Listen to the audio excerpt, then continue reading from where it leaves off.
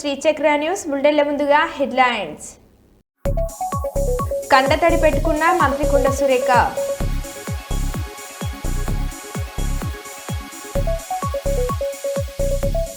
నేపాల్లో ముంచెత్తిన భారీ వర్షాలు, వరదలు, 150 మంది మృతి.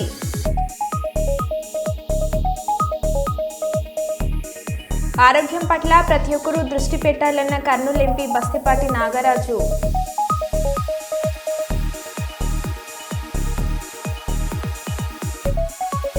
భవిష్యత్ తరం రోబోటిక్ డే అన్న ఎమ్మెల్యే బూర్ల రామాంజనేయులు.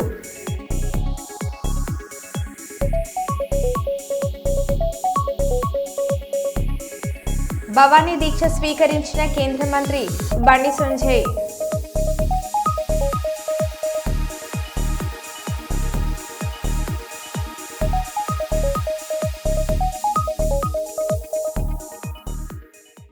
ఇక వివరాల్లోకి వెళ్తే, ఆరోగ్యం పట్ల ప్రతి ఒక్కరూ దృష్టి పెట్టాలని కర్నూలు ఎంపీ బస్తిపాటి నాగరాజ్ తెలిపారు.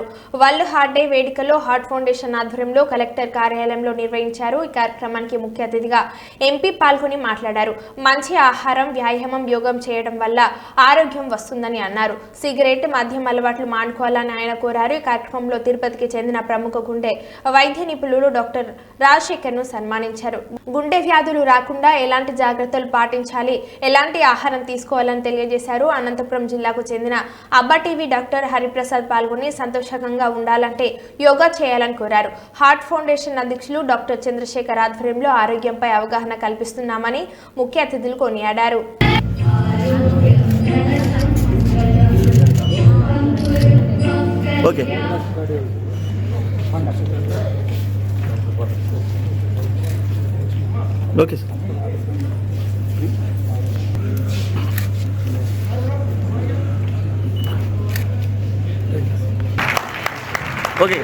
విజయదశమి సందర్భంగా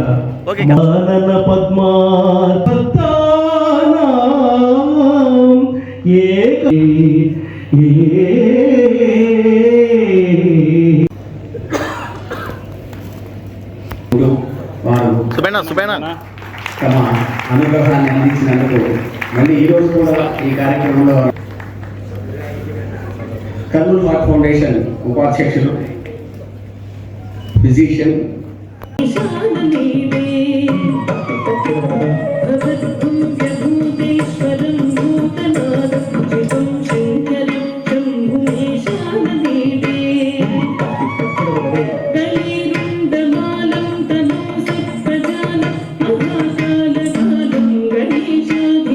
సేవలు కర్నూలు జిల్లాకు ఆదర్శనీయంగా ఉన్నందుకు చాలా గర్విస్తున్నాను.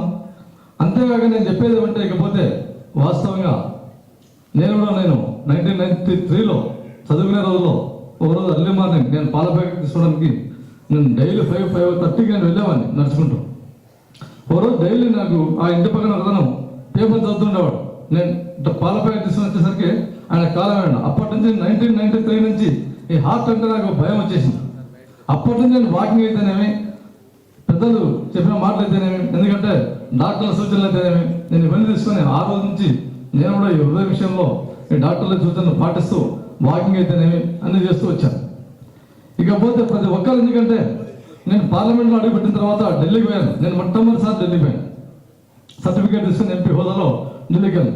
అక్కడ క్లైమేట్ ఎట్టుందంటే వాస్తవంగా కొంచెం పొల్యూట్ అయింది.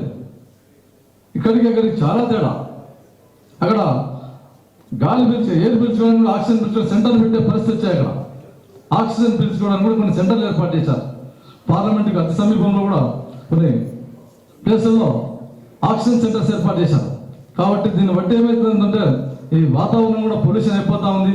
మనం ఏదైనా కూడా ఆరోగ్యాన్ని కాపాడుకుంటే అట్ ది సేమ్ టైం పర్యావరణాన్ని కాపాడుకుంటూ మనం, ఎందుకంటే ఈ డాక్టర్లు చెప్తా ఉన్నారు, ఈ వయసు కూడా తగ్గిపోతా ఉంది. కాబట్టి ఈ హృదయాన్ని కాపాడుకోవాల్సిన ఆవశ్యకత చాలా ఉంది. ఎందుకంటే జంక్ ఫుడ్ అయితేనేమి, రకరకాల ఈ వ్యాయామం చేయకపోవడం వలన, ఊబకాయం వలన ఇవన్నీ చాలా సమస్యలతో వస్తున్నాయి. కాబట్టి ఇప్పుడు నిత్య జీవితంలో స్ట్రెస్ ఇవన్నీ ఉన్నాయి. కాబట్టి మనమంతా ఈ ఆరోగ్యాన్ని కాపాడుకోవడం, మన బాడీలో ఉండే పాత్రల్లో హృదయాన్ని చాలా గొప్ప పాత్ర. కాబట్టి ఎందుకంటే సార్ చెప్పారు ఇందాక పంపింగ్ స్టేషన్ అదే అని చెప్పేసి, కాబట్టి మన హృదయం కాపాడుకోవడం ప్రతి ఒక్కరూ మనల్ని కాపాడుకుంటూ సమాజాన్ని చైతన్యపరుస్తూ, ఎందుకంటే డాక్టర్ చంద్రశేఖర్ గారు చేసేటువంటి సేవలు సారే కాకుండా ప్రతి ఒక్కరూ ఇలాంటి సామాజిక సేవా కార్యక్రమాల ముందుండి రాబోయే రోజుల్లో సమాజానికి ఇంకా సర్వీస్ చేయాలని చెప్పేసి కోరుకుంటూ సార్కి నేను ఇంకోటి హామీ ఇస్తున్నా. ఇక్కడ నుంచి నేను మెంబర్ ఆఫ్ పార్లమెంట్గా నా వంతు సహకారం కూడా మీ హార్టన్ ఫౌండేషన్ చాలా గొప్పగా చేస్తా. దాని విషయంలో నేను ఎక్కడ రాజీపడని చెప్పేసి మీకు ఇంతవరకు ఈ సభాముఖంగా తెలియజేస్తున్నాను సార్. ఇకపోతే Kurnool, I think he has a long way to go. I think the Kurnool should be developed under his leadership, and I should especially thank Rajshekhar Garu having accepted our invitation, having come all the way from Tirupati, and also the public and the members of the foundation like Bhavani Prasad and Kalkura, that the founder pillars of this one, Ramadu, his treasurer, and the members of the foundation. I thank them a long way, and to continuously doing this type of programs. So with these few words, I thank you and thank you. Musi బాధితులను పరామర్శించేందుకు వెళ్తున్న కేటీఆర్ కారుపై దాడి చేసిన కాంగ్రెస్ నాయకులు. ముషీరాబాద్లో KTR car అడ్డుకొని దాడికి దిగిన కాంగ్రెస్ నాయకులు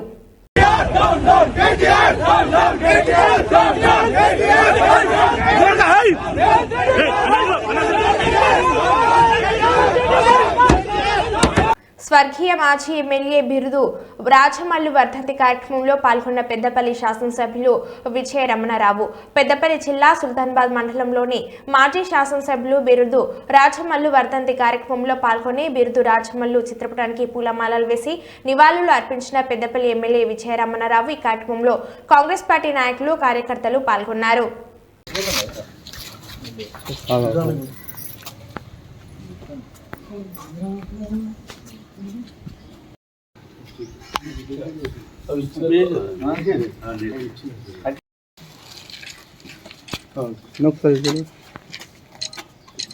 cutting అయినాక ఒకసారి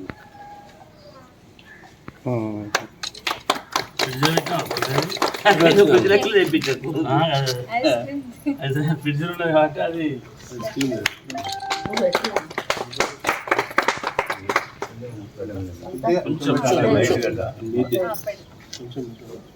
అన్నీ వాళ్ళు నడుస్తాయి. తీసేద్దాం మొదలు ఇది పక్క పెట్టి మొదలు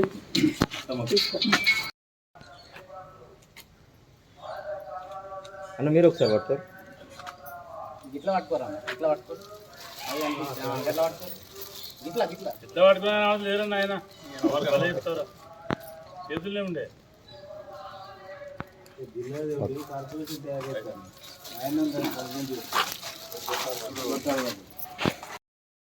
మాజీ ఎమ్మెల్యే బిదురాయమ్మల్ గారి 74వ జయంతిని పురస్కరించుకొని ఈరోజు మా బిరుదు సమంత వారి కుటుంబ సభ్యులతో పాటు చైర్మన్ లక్ష్మీ రాజమల్ గారు, సింగిల్ విండో చైర్మన్ శ్రీనివాస్ గారు, మహేంద్రన్న గారు, అన్నయ్య గౌడ్ గారు, అబ్బాయి గౌడ్ గారు, కిషోర్ గారు, రవీంద్రన్న గారు, రఫీక్ గారు, మోబిన్ గారు, అదేవిధంగా మనందరం కలిసి ఈరోజు వారి జయంతిని పురస్కరించుకొని మున్సిపల్ కార్మికులకు చీరలు అదేవిధంగా డ్రెస్సులు ఇవ్వడం జరిగింది. మరి వారు ఈరోజు మన మధ్య లేకున్నా మరి సుల్తానాబాద్ కారోబార్గా, సర్పంచ్గా, ఎల్ఎండి చైర్మన్గా, మండల్ ప్రజా పరిషత్ అధ్యక్షుడిగా, ఎమ్మెల్యేగా, ఉమ్మడి కరీంనగర్ జిల్లా తెలుగుదేశం పార్టీ అధ్యక్షుడిగా, మరి ఎన్టీఆర్ సంఘాల అధ్యక్షుడిగా అనేక పదవులు చేపట్టి మరి మన ప్రాంతానికే వన్నదించినటువంటి నాయకులు వారు.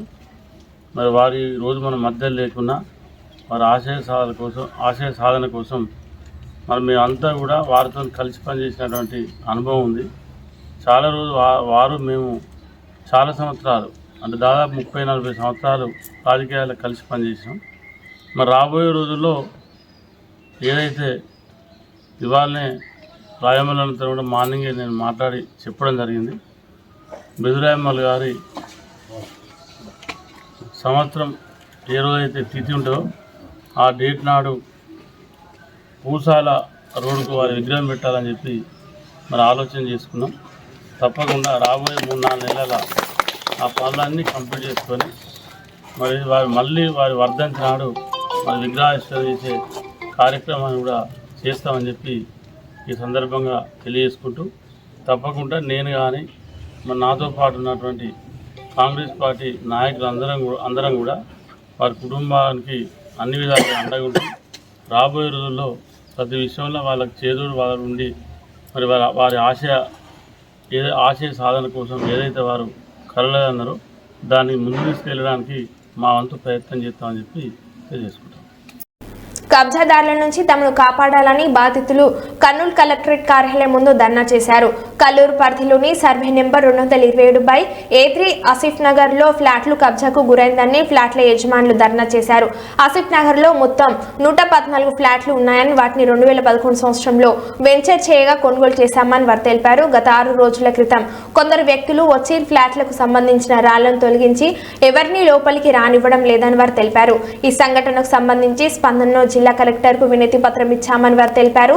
తమ ఫ్లాట్లను తమకే చెల్లించాలని వారు కోరారు.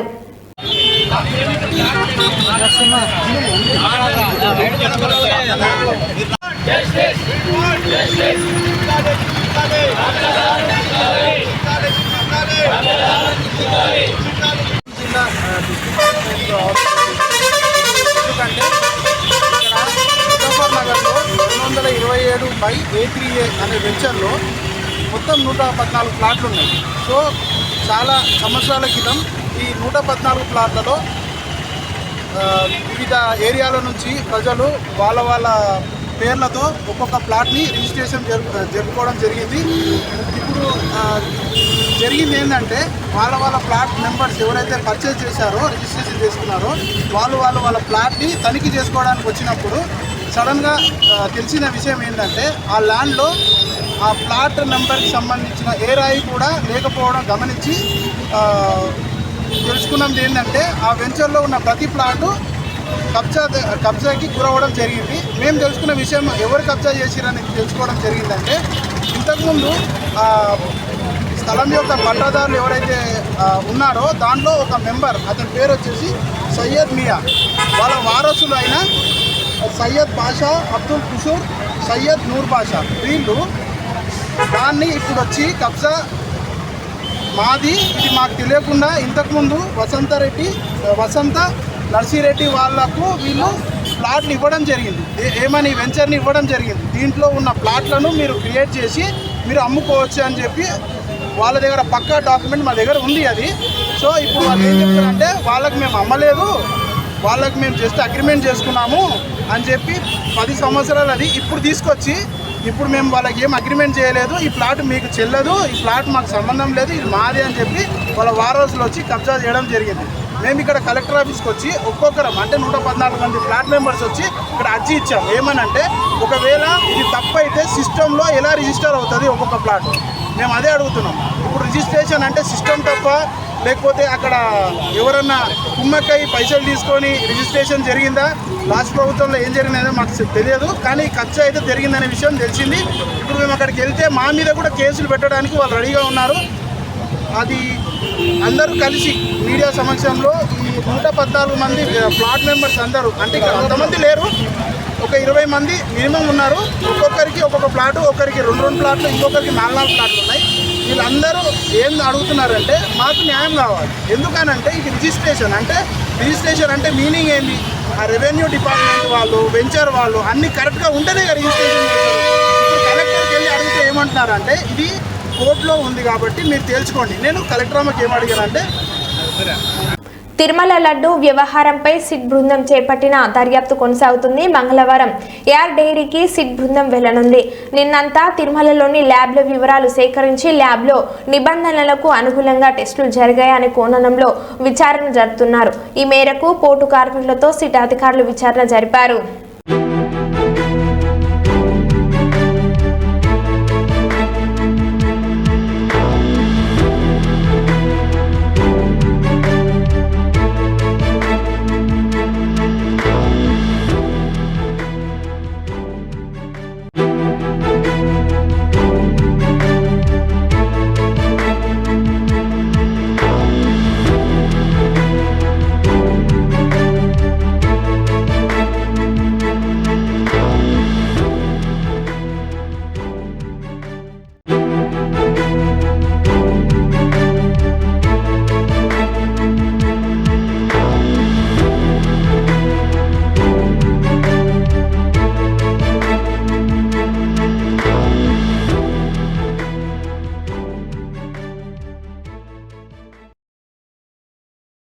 మంత్రి కొండ సురేఖ కంటతడి.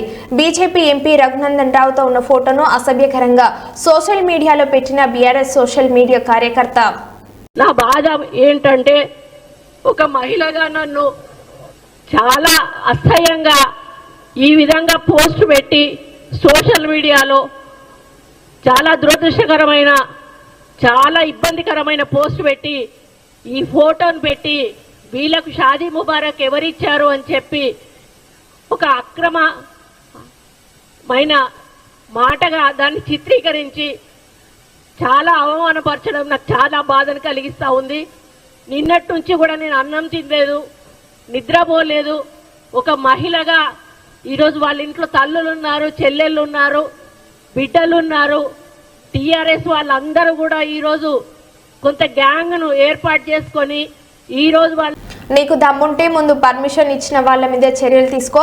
ఆనాడు ఏ అధికారులైతే పర్మిషన్ ఇచ్చారో వాళ్ళ మీద చర్య తీసుకో. మేము హైదరాబాద్లో చెరువులు వాటి FTL బఫర్ జోన్ల గురించి 2016లో జీవో ఇచ్చేదాకా మీ ప్రభుత్వాలు ఎందుకు పట్టించుకోలేదని కేటీఆర్ ప్రశ్నించారు. కాంగ్రెస్ వాళ్ళు ఆ కనుగోలు గారు ఏదో కొత్త టీం పెట్టిండట 500 మందిని పెట్టి ప్రచారం ఎట్లాంటి వీళ్ళంతా ఆక్రమణదారులు, వీళ్ళందరూ కూడా FTLలో కట్టిండ్రు, బఫర్ జోన్లో కట్టిండ్రు. అంటే మరి ఇన్ని రోజులు గుడ్డి గుర్రాల పనులు తోమిరా మీ ప్రభుత్వాలు? గతంలో కాంగ్రెస్ ప్రభుత్వాలు 50 ఏళ్ళ మీ నిర్వాహకమే కదా ఇవాళ వాళ్ళందరూ ఇంత అవస్థలు పడ్డానికి కారణం. 50 ఏళ్లలో ఎన్నడన్నా పట్టించుకున్నారు? ఇగో ఇది 2016లో మా ప్రభుత్వం వచ్చిన తర్వాత ఫస్ట్ టైం హైదరాబాద్లో చెరువులు వాటి యొక్క FTL వాటి బఫర్ జోన్లు డ్రా చేస్తూ ఫస్ట్ టైం ఒక జీవో ఇచ్చిన ప్రభుత్వం మా ప్రభుత్వం 2016లో. అంటే అది వరకు 1956 నుంచి 2016 వరకు అంటే సరిగ్గా 60 ఏళ్ళు ఒక్కరంటే ఒక్క ప్రభుత్వం కాంగ్రెస్ ఉన్నా మిగతా ప్రభుత్వాలు ఉన్నా కనీసం వాటి బౌండరీస్ కూడా డ్రా చేసే ప్రయత్నం చేయలేదు. ఎట్లా వస్తే అట్లా పట్టాలు ఇచ్చారు, రిజిస్ట్రేషన్లు చేశారు, FTL చూడలేదు, బఫర్ చూడలేదు, ఏది చూడలేదు, కట్టిపారేసిండ్రు, ఇచ్చి పారేసిండ్రు. ఈరోజేమో ఇప్పుడు 2024 సంవత్సరంలో వచ్చి మీరు ఆక్రమణదారులు, మీరు తప్పు చేసిండ్రు. నేను అడుగుతా ఉన్నా, మీకు దమ్ముంటే చేత అయితే మొదలు ఎవరైతే పర్మిషన్ ఇచ్చిండ్రో వాళ్ళ మీద చర్య తీసుకోవాలి. హైకోర్టు కూడా అదే చెప్పింది కదా. ఎవరైతే పర్మిషన్ ఇచ్చిండ్రో ఆనాడు, ఎవరైతే అధికారులు, ఎవరైతే ఆనాడున్న ప్రభుత్వాలు, ఎవరెవరైతే ఈ ఆక్రమణలను మీరు ఈరోజు ఆక్రమణలు అంటున్నారు కదా వాటిని ప్రోత్సహించిన వాళ్ళు ఉన్నారో మీ ప్రభుత్వాలే గతంలో, వాళ్ళ మీద చర్య తీసుకో. ఎందుకు మరి మేము 2016లో వచ్చి ఈ జీవో ఇచ్చేదాకా ఎందుకు మీ ప్రభుత్వాలు ఎన్నడూ పట్టించుకోలేదని నేను అడుగుతా ఉన్నా. ఇవన్నింటికి మించి లక్షలాది మంది జీవితాలు అంధకారం చేస్తా అంటే ఒక మాట అడుగుతా ఉన్న ముఖ్యమంత్రి, నేను మీ ప్రాధాన్యం ఏంది అసలు? ప్రజలకిచ్చిన మాట నిలబెట్టుకుంటావా? ప్రజలకిచ్చిన మాట ఏంటిది? మీరు రైతులకు రైతు భరోసా అన్నారు, రైతు కూలీలకు నెలకు 1000 రూపాయలు ఇస్తా అన్నారు, ఆటో డ్రైవర్లను బాగా చూసుకుంటాం నెలకు 1000 రూపాయలు ఇస్తా అన్నావు, మహిళా సోదరిమణులను కోటీశ్వరులను చేస్తా అన్నావు, నెలకు 2500 అన్నావు. అది ఏది చేయకపోగా దానికి దేనికి పైసలు లేవట. దానికి మాత్రం పైసలు లేవు, చేతులు రావు, మనసు రాదు. కానీ 1,50,000 కోట్లు ఒక మూసీ ప్రాజెక్టు. నేను ఒకటి అడుగుతా ఉన్నా, మూసీ కల్తీ నెయ్యితో దైవ అపచారం, భక్తుల నమ్మకాలను దెబ్బతీసిన జగన్ రెడ్డి చేసిన అపచారానికి క్షమాపణలు చెప్పకపోగా విషయాన్ని కప్పిపుచ్చుకోవడానికి రోజుకో రకంగా శ్రీవారి లడ్డు ప్రసాదాన్ని అపవిత్రం చేసే విధంగా తన పార్టీ నాయకులతో వ్యాఖ్యలు చేస్తున్నారని, తిరుమల శ్రీ వెంకటేశ్వర స్వామి వారి దర్శించుకోవడానికి వెళ్తానని నిర్ణయించుకున్న జగన్మోహన్ రెడ్డి టీటీడీ నియమ నిబంధనల మేరకు డిక్లరేషన్ ఇవ్వాల్సి ఉండగా అది ఇష్టం లేని జగన్ రెడ్డి తన పర్యటనను రద్దు చేసుకున్నారు. అయితే తన రద్దుకు కారణాలను సీఎం చంద్రబాబు నాయుడు ఆపాదించేందుకు కులాల ప్రస్తావన జగన్ వచ్చారని తెలుగుదేశం పార్టీ రాష్ట్ర ప్రధాన కార్యదర్శి సోమిశెట్టి వెంకటేశ్వర్లు ఆరోపించారు. వారు పత్రికల వారితో మాట్లాడుతూ డిక్లరేషన్ ఇమ్మంటే నా మతం మానవత్వం అంటూ జగన్ నటిస్తున్నారని, తన పిన్న తండ్రి వివేకానందరెడ్డి హత్య కేసులో న్యాయం చేయాలంటూ నీ చెల్లెలు సునీతారెడ్డి కన్నీరు కార్చినప్పుడు నీ మానవత్వం ఏమైందని ప్రశ్నించారు. అందరికి నమస్కారం, అస్సలాము అలైకుం. మొన్న శనివారం జాయింట్ పార్లమెంటరీ కమిటీ, అది ఏదైతే వక్ఫ్ సవరణ బిల్లు మీద వచ్చిందో అది చంద్రబాబు నాయుడు గారి చొరవ వల్లనే ఆ జాయింట్ పార్లమెంటరీ కమిటీ ఏర్పడడం, హైదరాబాద్కు రావడం, వక్ఫ్ సవరణ బిల్లులో వాళ్ళు కొన్ని అంశాలు తీసుకొస్తే ఏవైతే వక్ఫ్ బై యూజర్ అనో, తర్వాత వక్ఫ్ నిర్వచనాన్ని మార్చడము, తర్వాత కొన్ని కలెక్టర్కే సర్వాధికారాలు ఇవ్వడం, సిఇఓ యొక్క అధికారాలు తగ్గించడం, బోర్డుల ఇది తగ్గించడం, ఇవన్నీ వచ్చినప్పుడు మేము మా వాదనను గట్టిగా వినిపించడమే కాకుండా వాళ్లకు ఒక రిటర్న్గా కూడా ఇవ్వడం జరిగింది. మధ్యలో ఒక సరే జేపీసీ మెంబర్ విజయసాయి రెడ్డి గారు ఉన్నారు, మా మెంబర్ కూడా చాలామంది ఉన్నారు. కానీ అక్కడ ఆయన కొన్ని తీవ్ర అభ్యంతరాలు ఏదేదో చెప్పి మీరు చేస్తాను అని చెప్పి వెళ్ళిపోండి అనే రీతిలో మాట్లాడడం. తర్వాత ఇప్పుడు మొన్న కూడా హఫీజ్ ఖాన్ గారు మేము చాలా ఇదిగా చెప్పామని, మేము ఎందుకు అంటే అభ్యంతరాలు లేవనెత్తి ఈ అంశాలు మంచివి కావు, వక్ఫ్ నిజంగా ఏదైతే ఉద్దేశంతో మీరు మంచి చేయాలనే ఉద్దేశంతో మీరు తేవాలని కేంద్ర ప్రభుత్వం ఏదైతే అనుకుంటుందో అని రిజుగా చెప్పినా పాస్మాందా ముస్లింస్, పేద ముస్లింస్ ఇది మంచి చేయవు. ఇందులో చాలా అంశాలు వల్ల ముస్లిం ఆస్తులు, వక్ఫ్ ఆస్తులు కాపాడబడవు, దీనివల్ల ముస్లింలకు మంచి జరగదు అనే అంశాన్ని ఖచ్చితంగా వాళ్ళకి చెప్పడమే కాకుండా రిటర్న్గా ఇవ్వడం జరిగింది. ఇందులో వక్ఫ్ ఆస్తులు పరిరక్షించబడి వక్ఫ్ ఆస్తులు ద్వారా మంచి ఆదాయం వచ్చి వాళ్లకు ముస్లింల ఎడ్యుకేషన్ కానీ తర్వాత హెల్త్ కానీ ఏ ఉద్దేశం ఏదైతే వక్ఫ్ నెలకొల్పారో అది మంచి జరగాలని ప్రభుత్వం కోరుకుంటా ఉంది అనే అంశాన్ని క్లియర్గా చెప్పడం జరిగిందని తెలియజేస్తూ, దీన్ని రాజకీయం చేయడం వైఎస్ఆర్సీపీ సరే ఇలాంటి వాళ్ళకు మంచిది కాదు. హఫీజ్ ఖాన్ గారు కూడా మొన్న ఏదో స్టేట్మెంట్ ఇచ్చారు, అది తప్పు అని నేను తెలియజేస్తూ, ఒకటే సిద్ధాంతం మాది, ముస్లింలకు మంచి జరగాల, ఏవేవి అభ్యంతరకరంగా ఉన్నాయి వక్ఫ్ వీళ్ళు తెచ్చిన సవరణలు క్లియర్గా చెప్పడమే కాదు రిటర్న్గా కూడా ఇవ్వడం జరిగింది అని తెలియజేస్తూ, ప్రజలను ముస్లింలను తప్పుదోవ పట్టించే స్టేట్మెంట్ ఇవ్వద్దని అనుకో. ప్రతి నియోజకవర్గంలో young India integrated residential schools ప్రతి నియోజకవర్గంలో 20 నుంచి 25 ఎకరాల్లో క్యాంపస్లు ఏర్పాటు చేస్తామన్న సీఎం రేవంత్ రెడ్డి. ఈరోజు మా ప్రభుత్వము integrated residential schools, young India integrated residential schools ప్రతి కాన్స్టిట్యున్సీకి 20 నుంచి 25 ఎకరాలలో ఎస్సీ, ఎస్టీ, ఓబీసీ అండ్ మైనారిటీకి సంబంధించిన రెసిడెన్షియల్ స్కూల్స్కి అన్నిటి కూడా ఒక క్యాంపస్ క్రియేట్ చేసి ఒక యూనివర్సిటీ స్థాయిలో అక్కడ వసతులు, మౌలిక వసతులు కల్పించి అక్కడ ప్లే గ్రౌండ్స్ కానీ ల్యాబ్స్ కానీ వాళ్ళకు మంచి అడ్వాన్స్డ్ టెక్నాలజీతో కిచెన్ సెంటర్లు కలిపి ఒక హైజెనిక్ ఫుడ్ వాళ్లకు ఇవ్వాలి అని ఈరోజు మా ప్రభుత్వం నిర్ణయం తీసుకొని పైలట్ ప్రాజెక్ట్ కింద కొడంగల్ అండ్ మధురాలో ఆల్రెడీ పనులు ప్రారంభించడానికి అన్ని ఏర్పాట్లు చేసినాం. 100 అర్బన్ హైదరాబాద్ 19 నియోజకవర్గాలను పక్కన పెడితే దాదాపుగా గ్రామీణ ప్రాంతాలలో ఉన్న 100 శాసనసభ నియోజకవర్గాలల్లో ఈ యంగ్ ఇండియా ఇంటిగ్రేటెడ్ రెసిడెన్షియల్ స్కూల్స్ని పూర్తి స్థాయిలో వాటిని అభివృద్ధి చేయాలన్న ఆలోచనతోని దాదాపుగా ఒక్కొక్క స్కూల్కు 100 నుంచి 125 కోట్లు, అంటే దాదాపుగా 10 నుంచి 12,500 కోట్ల రూపాయలు దానికి ఖర్చు అవ్వడానికి అవకాశం ఉంది. దానికోసం శ్రీదేవి నవరాత్రి ఉత్సవాలను పురస్కరించుకొని కేంద్ర హోంశాఖ సహాయ మంత్రి బండి సంజయ్ కుమార్ ఈరోజు ఉదయం కరీంనగర్లోని మహాశక్తి అమ్మవారి ఆలయంలో భవానీ దీక్ష చేపట్టారు. ఆయనతో పాటు వందలాది మంది బీజేపీ కార్యకర్తలు, నాయకులు భవానీ దీక్ష చేపట్టారు. ఈ రోజు నుంచి విజయదశమి వరకు బండి సంజయ్ రాజకీయాలకు పూర్తిగా దూరంగా ఉంటారు. సామాన్య భక్తుడి వలె మహాశక్తి అమ్మవారి సన్నిధిలోనే ఎక్కువ సమయం గడుపుతూ అమ్మవారిని సేవిస్తారు. దయచేసి ఇక్కడ బండ్లు ఎవరి ఉన్నాయి, ఇవాళ బైకులు అక్కడ గేట్ ముందర ఉన్నాయి, బండ్లు బయట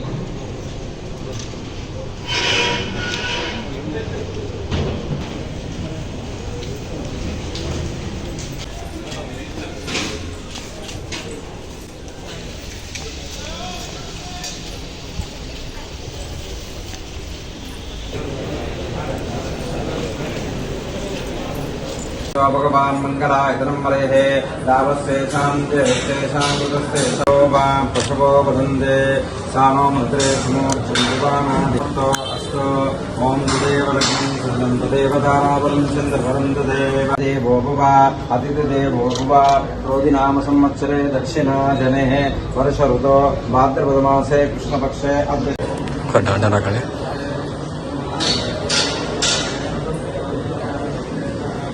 तनः परिषदति दुर्गाणि विश्वानावेव सिन्धुन्दुरितात्यग्निः కంబోధ్య విదాదనో మృదనాచ్చ హోతానవ్యత్సే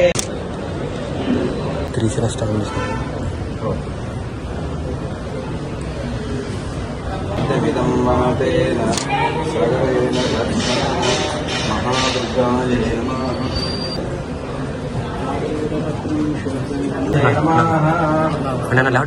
వందే రాజా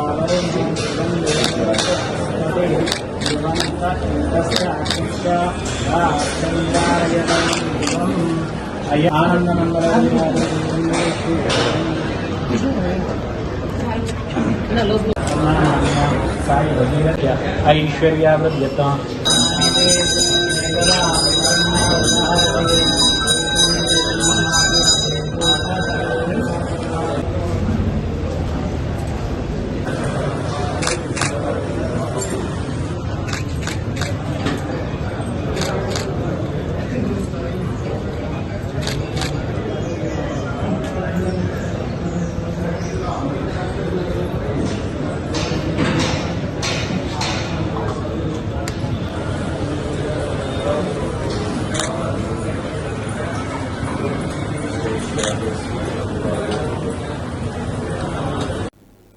మరో బిడ్డల మళ్ళీ కలుద్దాం. Stay tune.